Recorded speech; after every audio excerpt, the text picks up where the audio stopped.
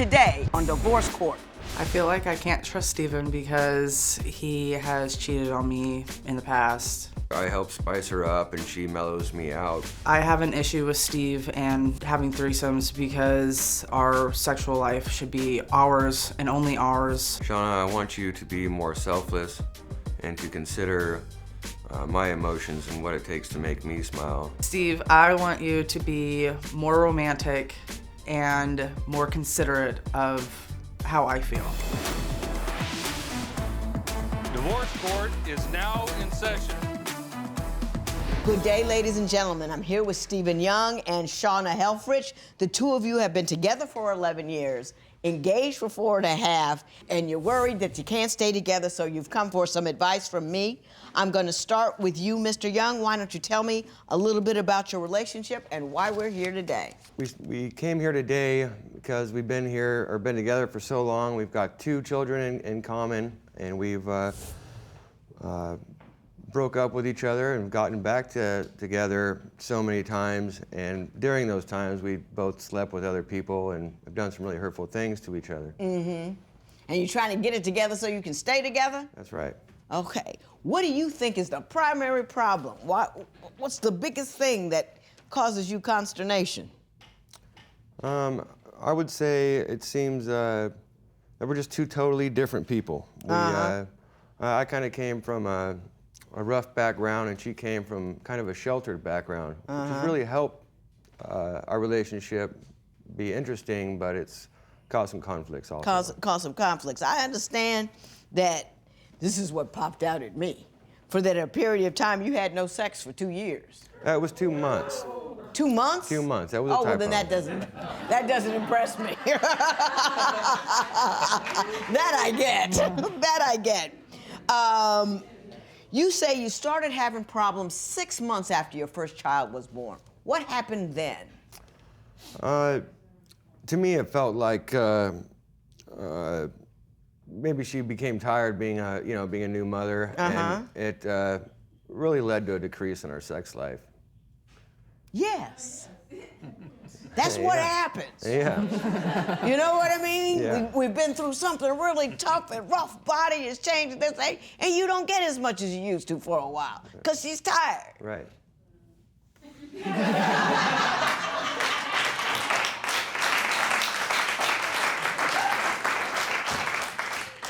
Ms. Helfrich, I'm going to ask you, what do you think are the main problems in this relationship? I think the main problems would be that he's left me for other people, and we've broken up, like he said, and Well, my understanding is that he cheated on you with a family member's ex. Is Yes. that accurate?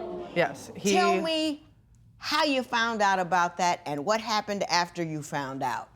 I had taken our daughter trick-or-treating. It was her first Halloween, and I was working at the time too, so being a first-time mom, I took her downtown trick-or-treating, came home, went to sleep.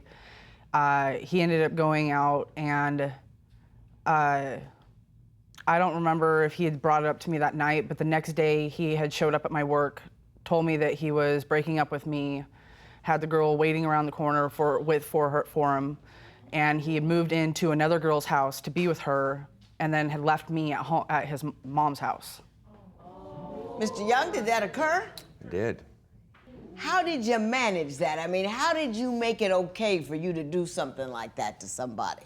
At that point, I felt like we were roommates. You know, there was no intimacy. We were bickering constantly, and then I went out to the bar and talked myself into being a fool. I like that, Mr. Young. So, what did you do in response? Out of anger, I'd slept with one of his family members. So y'all kept it real close. It was completely out of anger. Yeah. Oh, I understand Yeah. that. I understand that. Now, did that cause a rift in the entire family, or the two of you are the only ones that cared? Well, it was a secret for a while. probably about 5 years. Really? Yeah, and so that's really when I started to feel like I'd have some trust issues, and she is probably, out of all the women I've ever met, the one I could trust the most, and that just hurt me so bad that it was tough for me. You didn't see the equivalency there at all, that you had hurt her by doing something very, and the way you did it was just hard and ugly. Right. But all you felt was your hurt. Do you see that part? Right, I do. Yeah. I definitely do. I understand that you guys have broken up and gotten together a million times, oftentimes because he's found a new woman, correct? Yes. Why do you keep taking him back? I love him. I feel like if there's ever a problem, if there's ever anything that's going on, he's always been there for me. He's never judged me. He's always been somebody I can open up to, and he's been my best friend. Yeah. Good friends are wonderful. You never have enough of those. Don't sleep with them if they don't know how to behave. You know what I'm saying? Mr. Young, I'm going to ask you, why do you keep coming back? And what happens once you get back that causes you to leave again? We'll be apart for a while, be broke up, and I start seeing how, the other girl is nothing compared to her, and I start really glorifying the idea of having a family to stick together. And we seem to repeat that cycle. It seems to me, Mr. Young, you like the situation that you're not currently in. When you're with her, the other women look good because there's problems with her. You get with the other women and then she looks good because there's a family over here. So whenever things get rough for you, you run over to the grass is always greener on the other side business, and you don't address the difficulties that you had. You want to be comfortable and fine all the time, and as soon as you're not comfortable and fine with one chick, you get you another one. You with me on that one? Yeah, I totally see the point there, and I could agree with that to a certain degree. To a certain degree. Yeah, that for me, it feels like after a while, our relationship just becomes, non-existent. I mean, I agree with the fact I seem to go back and forth and always looking for that greener grass. The problem with that is you're running from your problems. You're not trying to fix them. You know what I mean? You love her. You think your family is great. But when you run into trouble, you don't say, "Okay, we've got this problem. Let's fix it." It's like, "Oh, this chick isn't bothering me. Let me go see her." That's where you're running into trouble. I'm finished with that. So now I'm going to ask Ms. Helfrich there why you believe Mr. Young has an anger problem. There was a time where we were at a friend's, and he had drank too much, blacked out, didn't remember, and my son was halfway off the bed, and she's like, "Oh, how cute. Well, let's take a picture of it." And he's like, "I'll give you something to take a picture of," and showed his parts.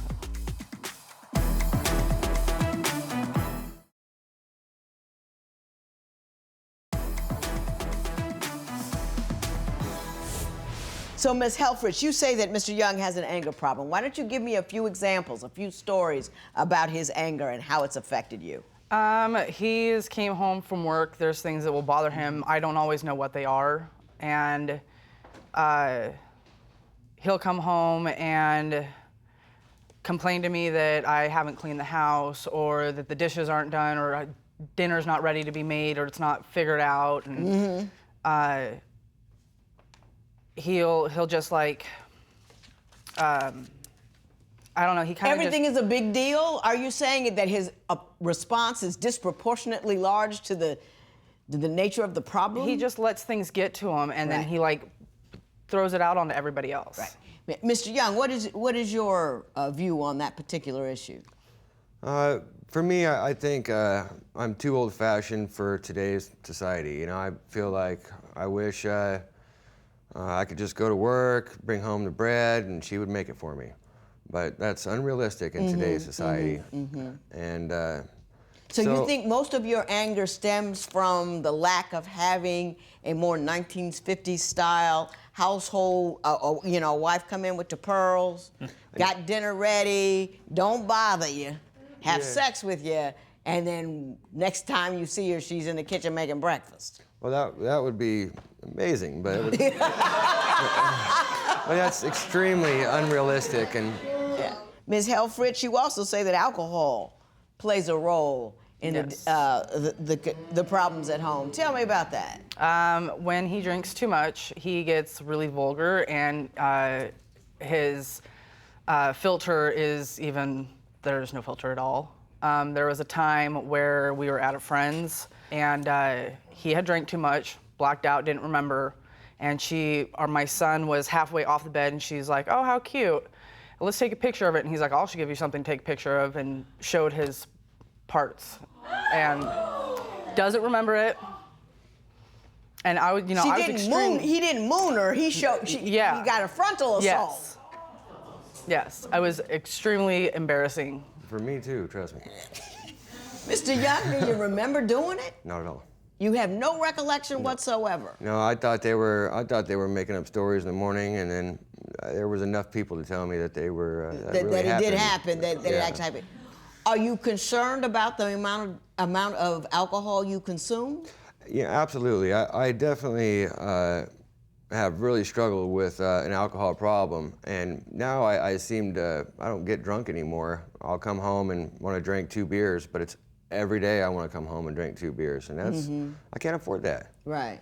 You know, so I don't get drunk and act like a jerk anymore, or act like I'm So crazy. you scaled back. Right. I think you need to applaud yourself for scaling back. Not everybody does. I think you are a bit of a perfectionist, and you also hold yourself to very high standards, and you can't give yourself a break even when you've done something good. So give yourself a break, Mr. You've done a lot of bad stuff, but when you've done something good, which is like backing off the alcohol, that's, take a high five on that one and feel good about that. A couple of years ago, he actually went to AA, decided to quit drinking and did AA. Yeah. I was all set not to like it. See there? That's what a man does. He looks at a problem and he handles it. He doesn't run off into another corner. That's all day grown man act. Now I want to talk about disc golf. I don't know what it is, and I certainly can't figure out why it's a problem. Yeah, he's good about that. It's just like, the schooling stuff and the Right. doctor's appointments, the dentist appointments. Because he really doesn't think it's his gig. Because he's Ward Cleaver, doesn't understand why it's not working out that way, but he really, truly, in his heart of heart, doesn't think it's his gig. Is there anything that would cause you to revenge cheat? Tell us what you think at facebook.com/Divorce Court. Divorce Court will be right back.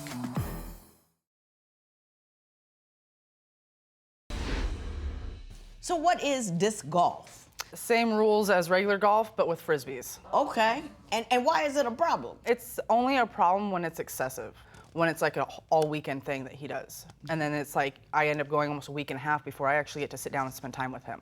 Mr. Young, your response to that, is that true? Sometimes. I'll go a whole month without playing, and then I'll go a month with playing every weekend. And so there's not really much consistency or a routine, kind of a schedule that I have set up. I think I know where your tick is. You got a tick up there. I'm going to tell you about it. A whole lot of different areas, but same tick. Okay. Your family doesn't like him. Tell me what, well, not that I can't figure it out, but tell me about the conversations you've had with your family about Mr. Young there. There was an incident that I had with my family member that when he had left and took the kids to California, we had an agreement that he would go there, have a job, work. I was going to stay in Oregon, work. Mm-hmm. We were going to go to Montana to be together up there because he had people up there that he knew. And I had a family member tell me that it was completely wrong. That I was going to end up losing my kids. I was going to get custody taken away, and it was stupid for me to think that that would be okay, and that I should just take my kids and I should leave him. And yeah. While we're speaking of the children, you think that Mr. Young needs to step up a bit more with respect to the children, that his game isn't quite as solid as it should be. Why do you say that? I feel like I'm kind of the stay-at-home mom, so my job's always the least important. If the kids are sick at school or something happens at school, I'm the one that goes and handles it. I'm the one that goes and picks the kids up from school. If there's a no school day, I'm the one that takes the day off to make sure that they're, that they're taken care of, and I would just be nice to be able to share that responsibility, to know that, my job is just as equally important. It might not be the best job, but I'm still working too. And I get, my work isn't thrilled with me all the time because I have to call in because of my kids, and I've had my job threatened because of it. Yeah. Do you participate as fully as you think you should? I believe I do. If she's referring to going to the doctors and stuff, no, I don't participate there as much. But as far as playing with them outside, taking them to do fun activities, teaching them how to cook and things like that, I'm all about that. Oh yeah, he's good about that. It's just like, the schooling stuff and the Right. doctor's appointments, the dentist appointments. Because he really doesn't think it's his gig. Because he's Ward Cleaver, doesn't understand why it's not working out that way. But he really, truly, in his heart of heart, doesn't think it's his gig. But yeah, he does. He gets out with the kids, plays soccer, disc golfing, takes them out, Okay, does things. fun stuff. Yeah. He plays with the children. She wants you to raise them. Yeah. Now let me tell you what I think you guys ought to do. Would you marry a former alcoholic or addict? Share your opinion on Twitter and Instagram at Divorce Court. Divorce Court will be right back.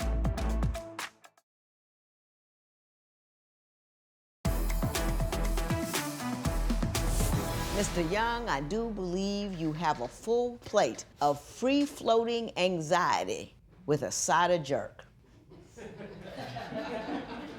You're a perfectionist, you like things a certain way, and you get anxious when everything isn't perfect. You get upset, so you self-soothe. You find other women to soothe. You drink alcohol to soothe because you don't know how to self-soothe. And everything gets on your very last working nerve, and you don't know what to do about it. You have to be a better emotional manager. Just like you went and went to AA to have that alcohol thing taken care of, you need to go to a psychologist and have them work through that free-floating anxiety, because there is a method to getting over it. If you take care of the free-floating anxiety, we can dial back on the jerk too, and then you can keep your woman. Ms. Helfrich, what I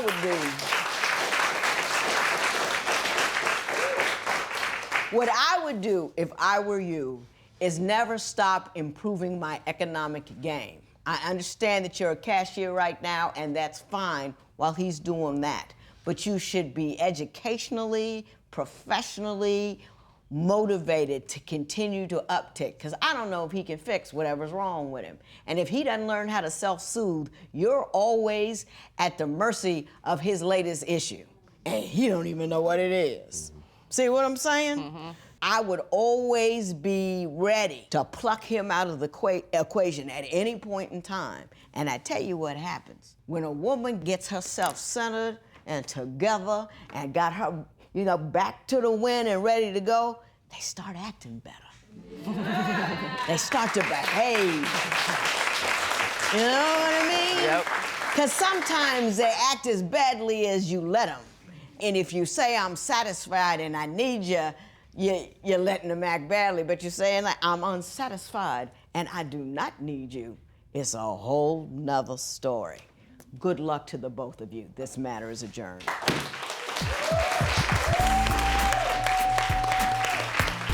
Thank you so much. I really realize that my emotional state needs some help, and I'll definitely go and look at getting some help for that so I can treat her the way she deserves. After being on the show today, I really want to maybe work on counseling and work together to be able to make our relationship work and be together as a family.